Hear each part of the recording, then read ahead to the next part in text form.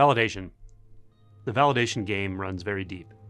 And before awakening, we may or may not even realize how much we're actually engaged in playing the validation game. There is something about yourself that you don't know.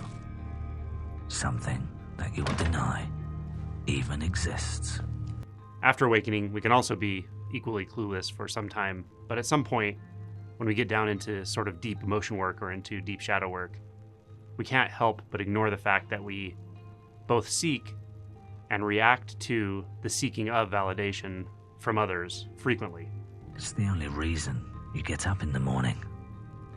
It's just how we're wired. There's nothing wrong with it. Doesn't mean we're doing anything wrong.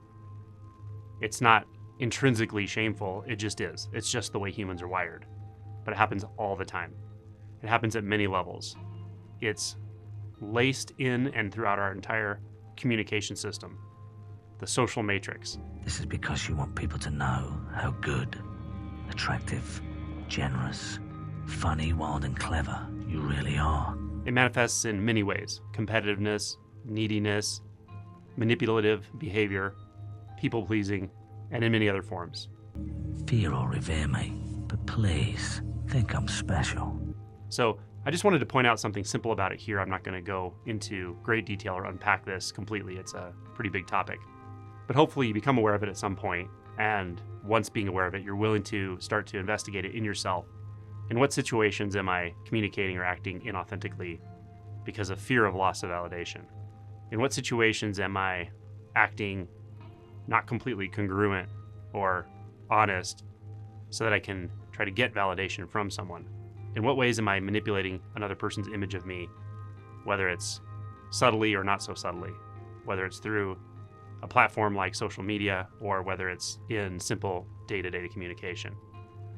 And in what ways am I modulating my own behavior to prevent loss of validation from others? This would be called like people-pleasing. We share an addiction. We're approval junkies. So if you're willing to ask those questions, you're going to see a lot of this early on. As you continue to do this, hopefully over time with some patience and willingness to keep investigating and being surprised again and again at how deeply this goes, you'll become pleasantly surprised when these behaviors drop. They won't drop all at once typically, but slowly and over time you'll notice there's less leaning in and leaning out, less banal conversation, less inauthentic communicating, less manipulative communication, less muddy and sticky communication where you're not actually sure what's going on, less neediness both from you and toward you. And this results in a very satisfying landscape when it comes to your internal experience as well as your experience relating to others. So I wanted to break it down into two simple aspects of how this plays out. So how this awareness often plays out is we first become aware of our own need for validation or apparent need for validation or validation seeking behaviors or inauthentic behaviors based on the need or desire for validation, for approval.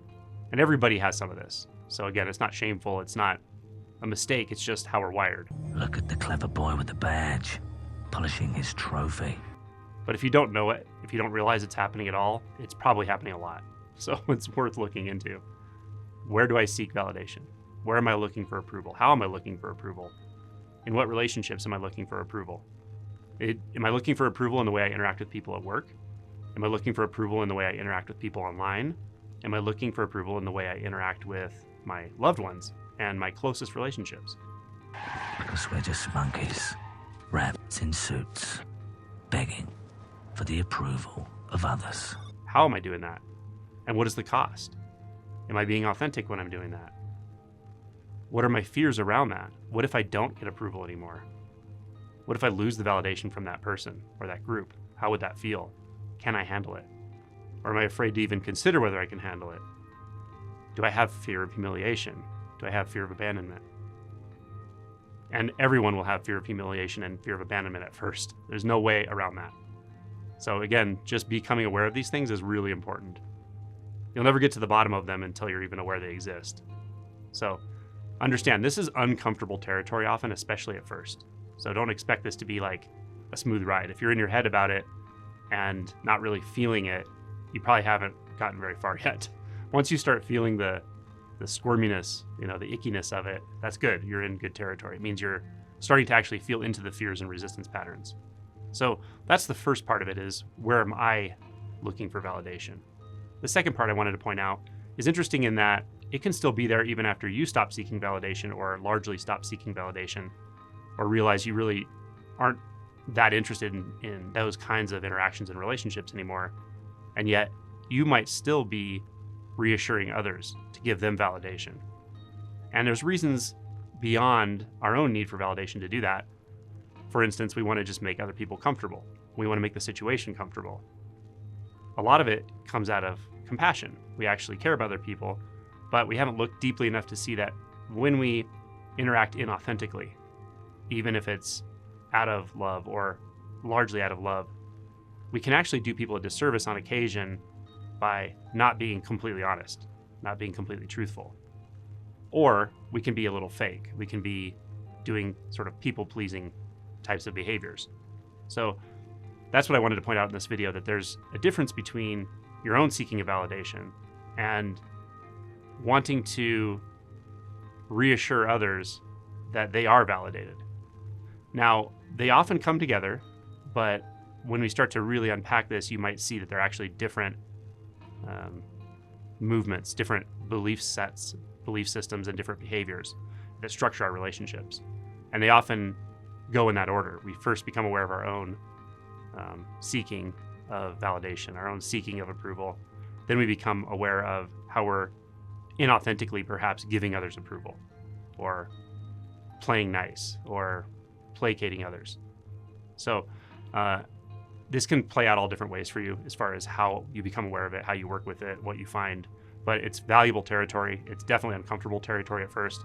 But in my opinion, especially when it comes to working through deep reactivity and equanimity, you have to see through all this one way or another. You will see through all this one way or another. So it's valuable territory. And I'm curious to hear and see what people say about this in the comments, because it's something I don't talk about too often. I actually talk about it quite a bit to people one-on-one and sometimes in group settings, but I haven't made a video about it specifically that I can think of.